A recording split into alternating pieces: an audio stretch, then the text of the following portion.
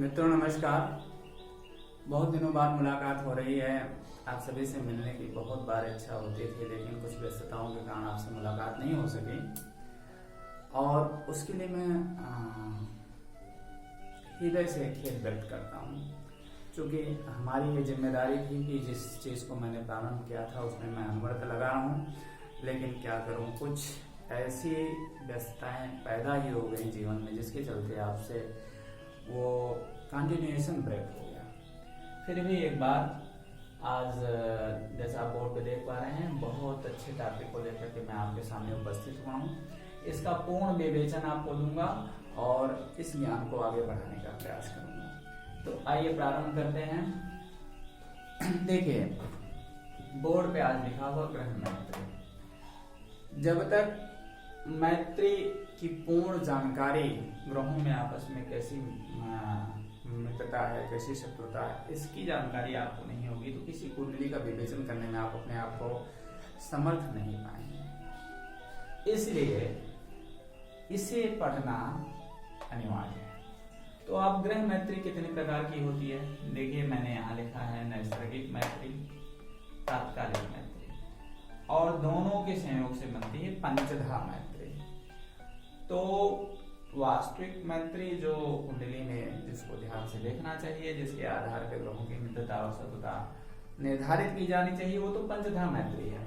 फिर भी पंचधा आप तभी जान पाएंगे जब आपको नैसर्गिक मित्रता और तात्कालिक मित्रता के बारे में पहले से जानकारी होगी। तो नैसर्गिक मैत्री आज पढ़ाते हैं, अगले किसी टॉपिक में हम तात्कालिक मैत्री उठाएंगे, फिर पंचधा मैत्री। तो देखिए नैसर्गिक मैत्री, यहाँ ब्रैकेट में लिखा प्रवृत्ति। यहाँ मैं एक चीज और लिखता हूँ इंग्लिश में, नेचर मतलब व्यवहार।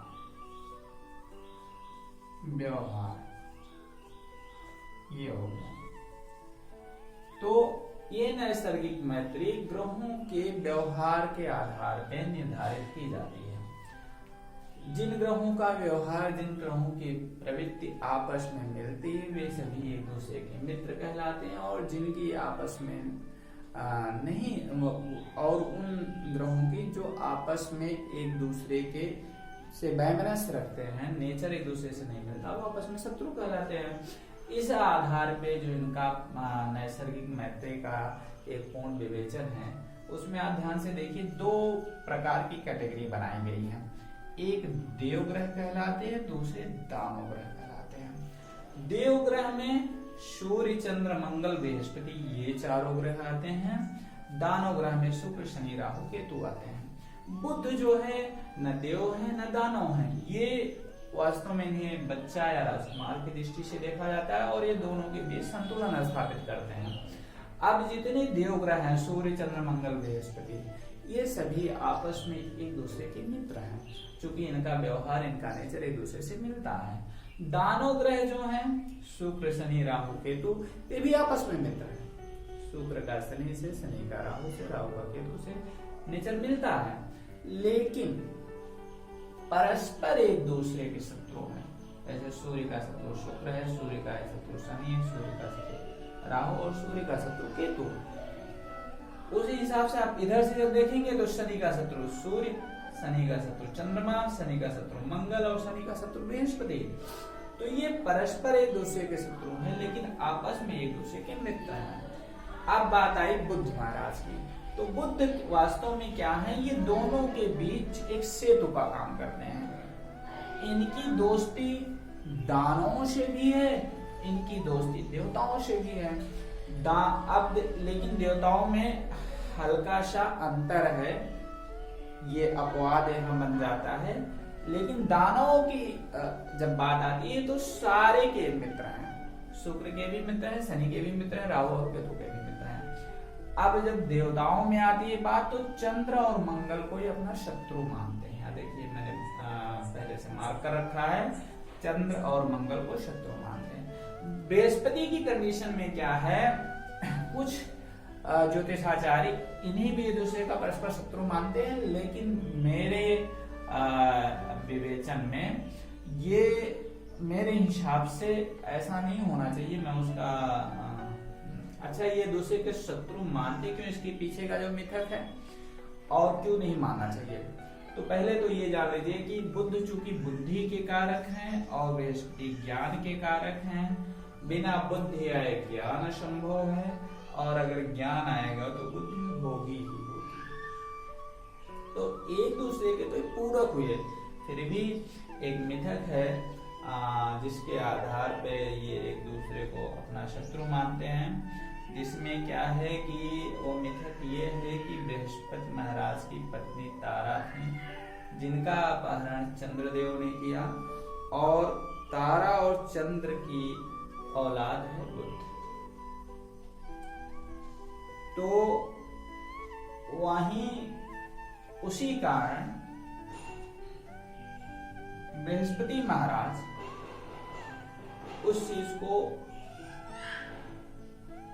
उचित नहीं मानते कि जो अपहरण वाला घटना हुई, इसी कारण एक दूसरे के पीछे इनमें शत्रुता है।